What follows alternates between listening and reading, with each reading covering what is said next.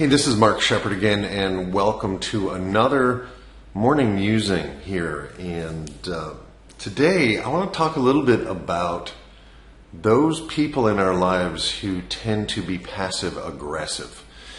Now, what we mean by passive aggressive is that someone who doesn't come right out and say, hey, I'm worried about this, or I'm upset about this, or you did this, or you said that, but instead they act out a scenario designed to make you feel guilty or designed to control you subtly.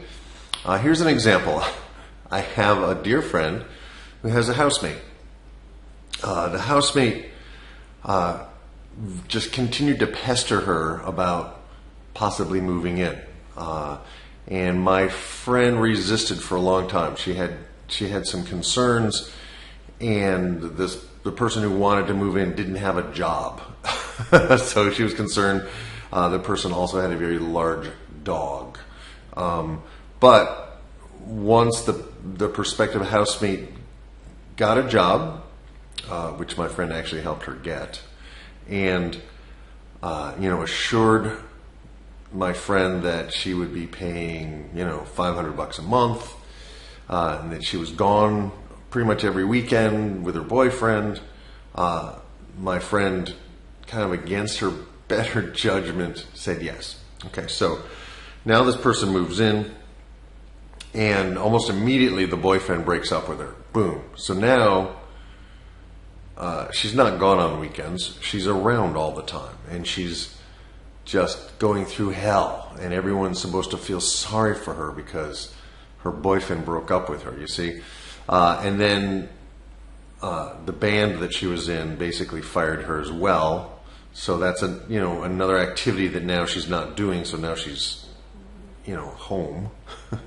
And the dog is huge, and the dog's just keeps getting into stuff it's not supposed to get into. But this woman and the dog owner, the housemate, basically makes it like the landlady's problem, my friend's problem, that the dog is getting into stuff that it's not supposed to get into. And it's just this whole ongoing scenario. And then she mysteriously develops a bunch of ailments. Her neck hurts, so now she can't even take her dog out. Would you take my dog out for me? So it's like bit by bit, now, and at some point she stopped even being able to turn off a faucet. This is very interesting stuff, and she's getting my friend's kids to kind of help, and it's like this whole weird scenario. And the bottom line is, this woman is terrified. She has nowhere to go. She has no one who, is really there for her.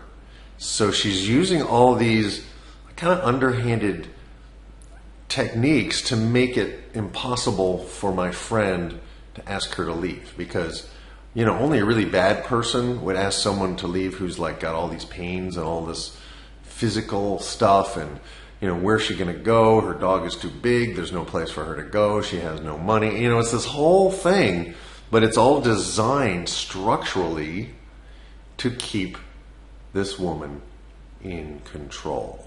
So I don't know if you have anybody like that in your life, but there's two approaches. One is to, every time they use one of their passive aggressive strategies or gambits, you counter with another. So one of the things is, she agreed before she moved in to vacuum every night to pick up after her dog. And all of a sudden, she negotiated that down to 4 nights. And then she wasn't even doing that.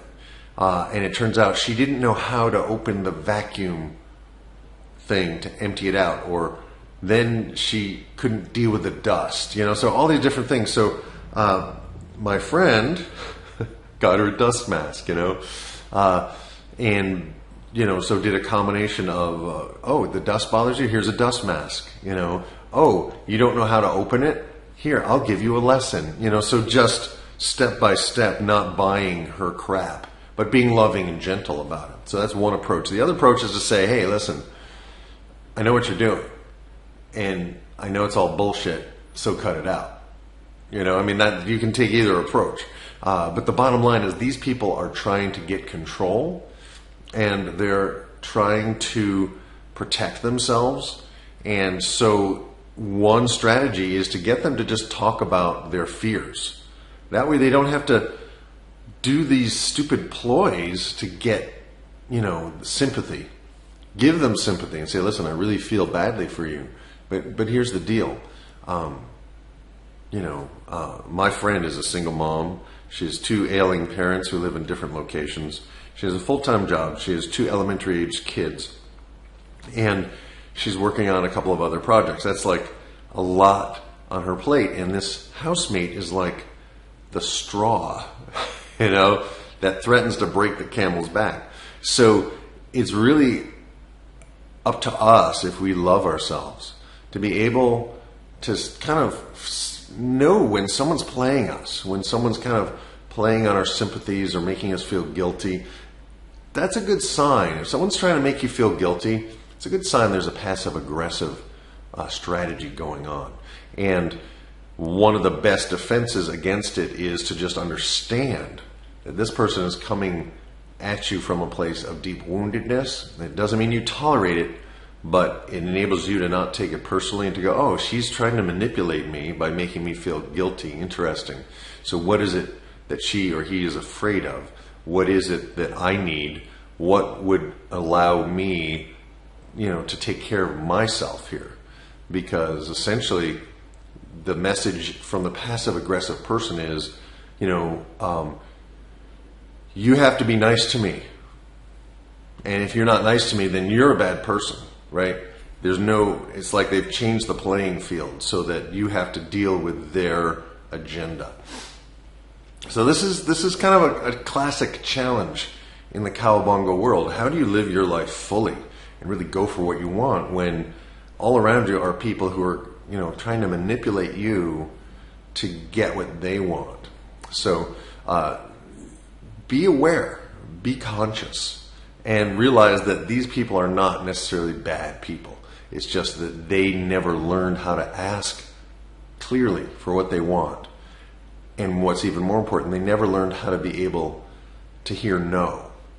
No is deeply threatening to them. And so they set it up so that if you say no to them, it's like you're a bad person. But the reality is, sometimes we hear the word no. Sometimes God's the answer to our prayer is no, So that's the thought for today. Just be aware there are people out there who are trying to manipulate you with your emotions. And they know how to play you. They know what buttons to push. And if you're a really good person, you are going to experience that because you're a target. You're like, this person's kind. That means if I pull my shit, they won't be mean to me. Oh, okay. They won't pull this crap on someone who's clear. Hey, cut the crap. It's passive-aggressive bullshit. Cut it out. They won't pull their shit because it's like they have to do it underhanded. They have to, and a lot of times they're not even conscious of it. So, love the person, but challenge the behavior. And there's lots of different ways you can challenge it. There will be more on that perhaps another time. But that's my morning musing for today. Cowabunga. You are a good person. Do not let their guilt trips trip you up. You're a good person, and you have a right to ask for what you want. And if you're a passive-aggressive person, which we all are as well, ask for what you want. Speak your truth. And sometimes the answer is no. Grow up. Deal with it. All right? Thanks so much. Mark Shepard, over now.